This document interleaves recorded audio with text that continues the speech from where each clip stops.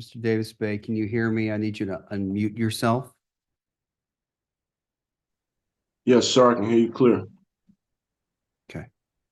We're on the record 21 CCR 221014 and 21 CCR 221009, State of Texas versus Antoine Jermaine Davis Bay. Mr. Bay, this is your motion to reconsider. I've reviewed your motion to reconsider. I've reviewed the response and then your reply to the response as well. I'm going to permit 10 minutes per side for argument, and then I'll make a ruling at that time. So, Mr. Bay, you may proceed with any argument you'd like to make. Okay. So this situation stemmed from an arrest from March 8, 2021, from a lawful arrest without a warrant. Sorry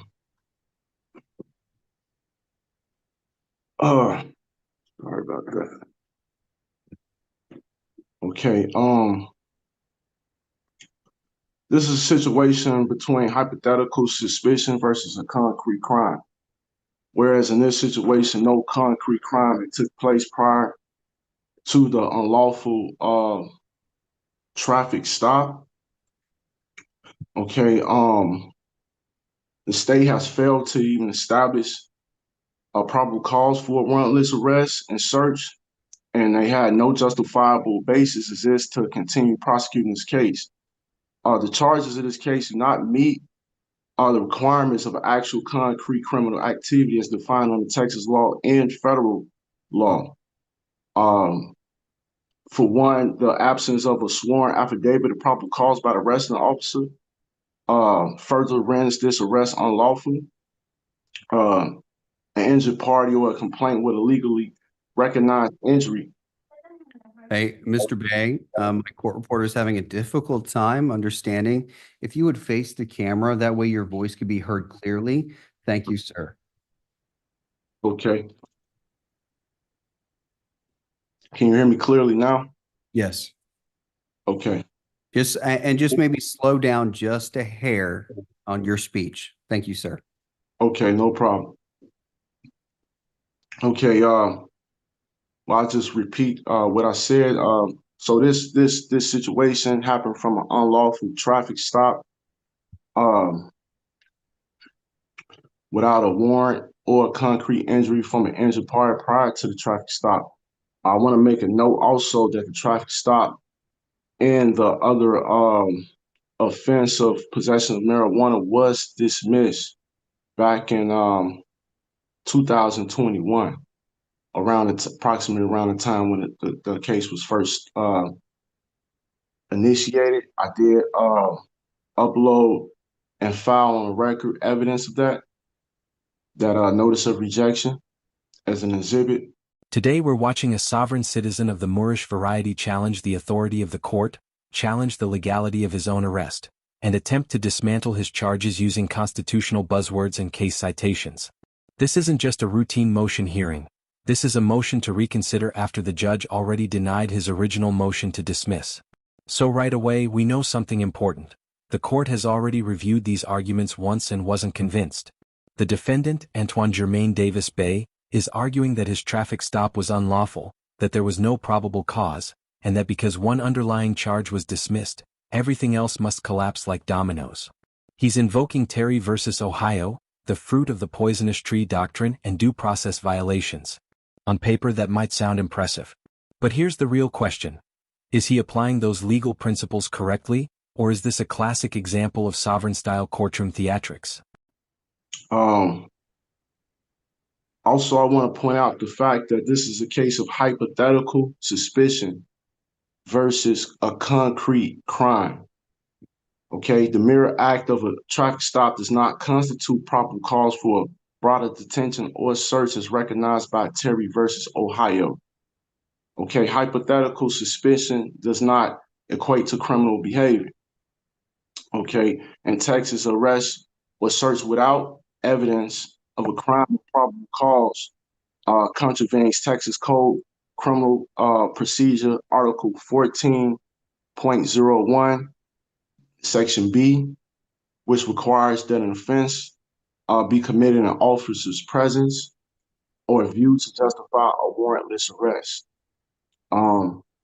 The officer, Jazz Roberts, who was the arresting officer at that time, he did not have any probable cause or reasonable suspicion to even initiate the stop. And then once the stop was initiated, he didn't have any authority to continue with a search or an arrest, especially not just based off of mere traffic citation. Like I noted, that traffic citation was dismissed, okay, indicating that they didn't have any probable cause to prosecute a traffic citation against me. And also, the adjoining case that was with it was a possession of marijuana, which was dismissed um, prior to even we having these hearings. Right here, you can see the foundation of his argument. He's framing this as hypothetical suspicion versus a concrete crime. That's a phrase designed to sound powerful, but legally, it doesn't quite land the way he thinks it does. Officers don't need proof of a completed crime to initiate a traffic stop. They need reasonable suspicion. That's a lower threshold than probable cause. And that distinction matters. He's also tying the dismissal of a marijuana charge to the legality of the initial stop. But here's the legal reality. A charge being dismissed does not automatically invalidate the stop itself. Dismissals happen for all kinds of procedural reasons. So already we're seeing a pattern. He's stacking legal terminology together, but whether those pieces connect properly under Texas law is another story entirely. Okay, continue on. Failure to uphold due process requirements.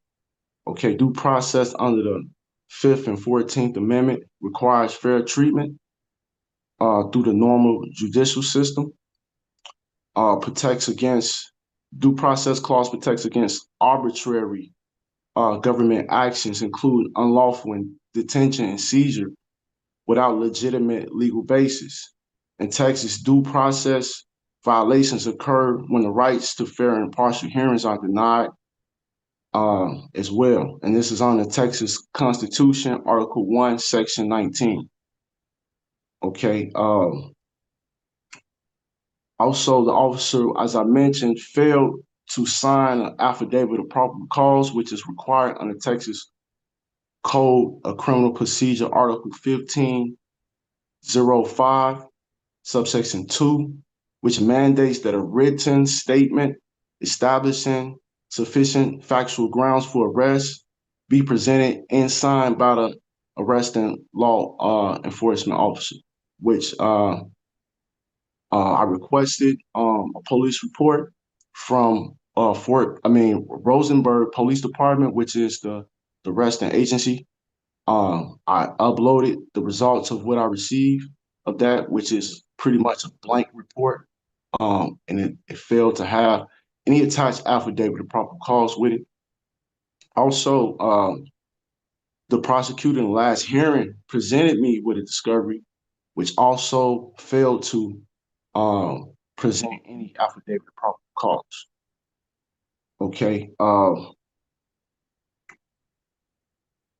Okay. Also, unlawful search and seizure falls under Texas Criminal Procedure, Article 38.23. Okay. The prosecutor alleged the odor of marijuana. The odor of marijuana alone, without physical evidence of probable cause of actual crime, is insufficient to justify a vehicle search. Once again, was no testimony, affidavit, or probable cause to. Honor, if I may, I'm going to object to this. This is outside the scope of the hearing. Sustained. Let's stay within the scope of your motion. Well, this was all inside my motion as exhibits and as a brief. Allegations made by the state were not contained in the defendant's motion. Agreed. Sustained. Move on, Mr. Bay. Point in the argument. He keeps circling back to the idea that because the traffic citation and marijuana charge were dismissed, the entire encounter must have been unconstitutional. But dismissal does not equal illegality. Courts dismiss charges for insufficient evidence, prosecutorial discretion, plea negotiations, or procedural technicalities, and none of those automatically rewrite the legality of the initial stop. What he would need is a judicial finding that the stop itself violated constitutional standards. That's a completely different legal hurdle. Without that ruling, the remaining charges, including evading arrest and unlawful possession of a firearm, stand on their own footing. So now the judge is listening, but you can sense this is becoming repetitive. And repetition without new legal substance rarely wins reconsideration. Okay. Also, the fruit from the poisonous tree doctrine applies to this case. All evidence obtained as a result of a warrantless arrest and search must be suppressed, case dismissed under the fruit of poisonous tree doctrine. And that's Wong Sun versus United States, followed by citation. This doctrine, Yeah, Mr. Bay, can you spell that name for my court reporter, please? yes, ma'am. Yes, sir. Wong Sun is W-O-N-G, first name, last name Sun, S-U-N. That's versus United States. Thank you. You can continue now. Thank you. Okay. This doctrine bars evidence obtained from unconstitutional actions, including unlawful stop searches and arrests like proper cause.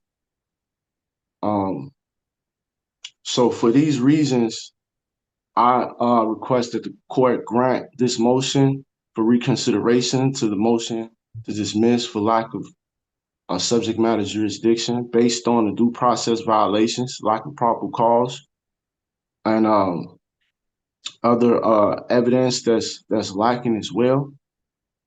Warrantless arrests, like as I mentioned in my motion and also in my brief. Okay, and I also request that if this motion is not granted, that I could get a full and complete police report to prepare for a defense. Also, evidence supporting the traffic stop and alleged crime that gave rise to these charges that I'm facing with the evasion of arrest and charges of unlawful possession of a firearm. Because for it to be an evasion of arrest, it has to be grounds for an arrest for me to invade. There's no evidence of this. So with the incompleteness of discovery by the state and the failed documentation that the prosecutor failed to provide with a record of events that would normally be captured in a police report, I am prejudiced from preparing a defense, and I'm deprived of crucial information necessary to challenge the validity of the stop and subsequent search. So I do compel that full discovery, and I do request that this matter be dismissed for the reasons stated before. Constitutional territory, 5th Amendment, 14th Amendment, Texas Constitution Article 1, Section 19. These are serious protections. Due process is fundamental. But invoking due process requires showing actual procedural deprivation, not simply disagreement with how the state is prosecuting you. He's alleging arbitrary government action. That's a heavy accusation. But the court will be looking for concrete proof. Was he denied notice? Was he denied access to evidence? Was he denied the opportunity to be heard? So far, the transcript shows the opposite. He's speaking at length, he's filing motions, and he's being given time to argue. That's the irony here. Sometimes the very process someone claims is unconstitutional is actively unfolding in front of them, giving them the platform they're using to challenge it. All right, Mr. Bay, thank you. Your time is up. Your 10 minutes. State, quick question before you respond. Has Mr. Bay had access to discovery in this case? He was admonished for self-representation already. Can you provide how long has he had access to discovery? Does he have access to everything in your file? Please. Yes, Your Honor. That was actually the first point I was going to make in my response. Mr. Bay, can you confirm the email address that you provided on the docket control order that was signed on July 23rd, 2024? It was. Will you Okay. spell that, sir?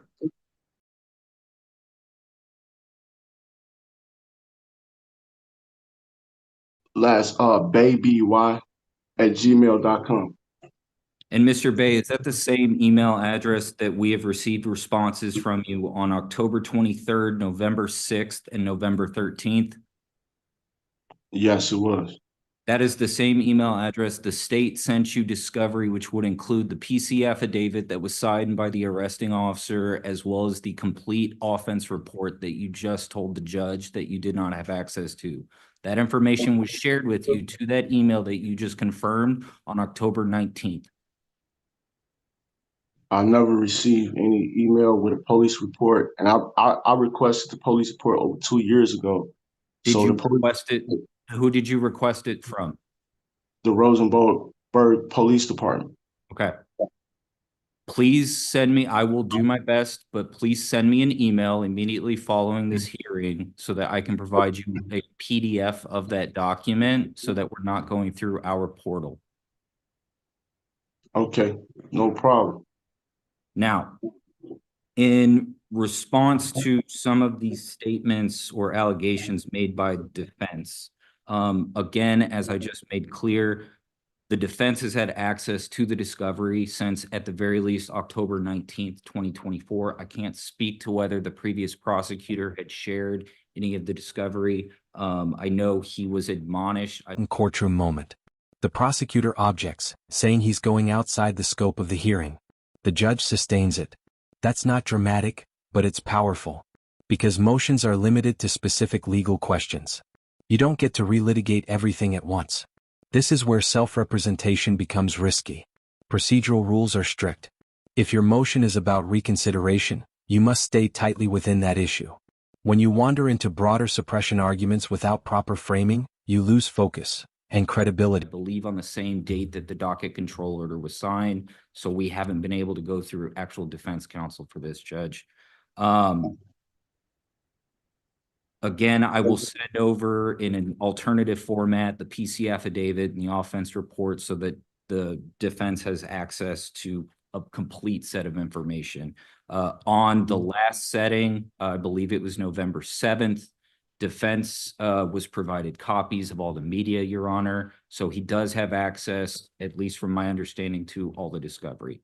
Now, as to points made in his motion, first and foremost, Mr. Bay has not been charged by information with evading arrest. Mr. Bay has been charged with fleeing a police officer as well as a unlawful carrying of a weapon. Now, to his first point of hypothetical suspicion, I do not know where the defendant finds that within the case law. I have not found anything of hypothetical suspicion. What justifies a traffic stop in this particular case is reasonable suspicion. As seen in the PC affidavit, as well as the offense report, the officer had a on-view offense for a traffic citation, which was speeding. The officer attempted to conduct a traffic stop for said speeding, at which time the defendant failed to pull over as required by Texas law. That in and of itself constituted fleeing a police officer, which is in violation of the Texas Transportation Code. I believe it is section 545.421. At the time of the stop, the officers attempted to make contact with the defendant. They observed an odor of marijuana. There is case law stating an odor of marijuana alone is enough to support probable cause to conduct a warrantless search of the vehicle, which is precisely what was done here. I object, Your Honor. Give me your legal objection. The prosecutor has failed to mention any case law support his allegation with his brief or anything. The case law in support of that was in the response to your motion, defense. Yeah, it was, Mr. Bay.